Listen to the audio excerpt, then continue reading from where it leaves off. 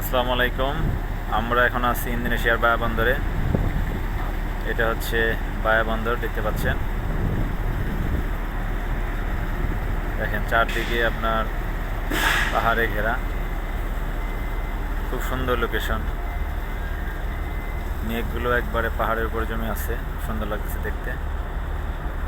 দেখেন এখানে আবার ফিশিং বোটগুলো ফিশিং করতেছে। ফিশিং বোটগুলোর স্পেশালিটি হচ্ছে যে এদের ফিশিং বোটগুলো একটু লম্বা হয়, পাশে একটু কম, সেই কারণে রাফ ওয়েদার থেকে বাঁচার জন্য এরা আপনার ওই যে স্টাবিলাইজার দিয়ে থাকে। দুই পাশে দেখেন ওই যে ব্লু কালারের দুটো স্টাবিলাইজার। এটা হচ্ছে আমাদের জাহাজ। আমরা ওই যে জাহাজে শুটার দিয়ে লুট হচ্ছে, আপনাদের ওই ব্যাপারে আমি দেখাবো শুটার দিয়ে জাহাজে কীভাবে লুট করে। আপনার এই যন্ত্রটি দিয়ে জাহাজে লোডিং করা হচ্ছে। আমরা লোডিং করতেছি ক্লিন কার, দেখতে পাচ্ছেন। এই যে এটাকে শুটার বলা হয়, শুটারের মাথা জাহাজে এখানে লিখে দেওয়া হয়েছে। এই জাহাজের মধ্যে লিখে দিচ্ছে, তিরফল দিয়ে ঢেকে দিচ্ছে কার্গোল দিয়ে, যাতে বাইরে উঠতে না পারে। তারপর সাইড দিয়ে কিছু লিক করতেছে, উঠতেছে। দেখেন এরকম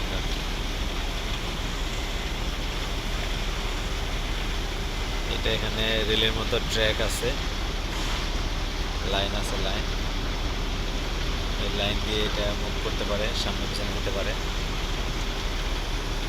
এখানে এটার ভিতরে দেখেন শেড, টিনের শেড, এটার ভিতরে আপনার বিল্ড আছে। ওই দূরে ওই যেটা ফ্যাক্টরি, দেখেন সিমেন্ট ফ্যাক্টরি, এটা ফ্যাক্টরি। ওই ফ্যাক্টরি থেকে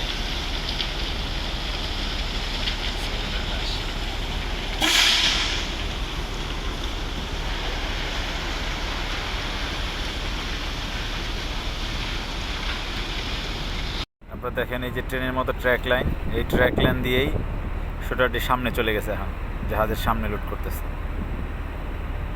দেখতে পাচ্ছেন। একবারে আমাদের সামনের যে 1 নম্বর হ্যাজ, সেই হ্যাজে লোডিং হচ্ছে। আপনার এই পোর্টে বাংলাদেশ থেকে প্রায় মাসে 10টি জাহাজ আসে। এক একটা জাহাজ যদি 50,000 টন করে কার্গো নেয়, তাহলে আপনার মাসে প্রায় টোটাল কার্গো হয় হচ্ছে 5 লাখ টন। তাহলে আমরা বাংলাদেশ কী পরিমাণ কার্গো ইম্পোর্ট করি, শুধুমাত্র এখানকার একটা চিত্র দেখলে আমরা বুঝতে পারি। এবং ইন্দোনেশিয়া তারা কী পরিমাণ ক্লিন কার এক্সপোর্ট করে এবং কী পরিমাণ রেভিনিউ তারা ইনকাম করে, সেটা আপনারা এই বন্দরের একটা আপনার ভিউ দেখলে বুঝতে পারবেন। ধন্যবাদ সবাইকে। আসসালামু আলাইকুম।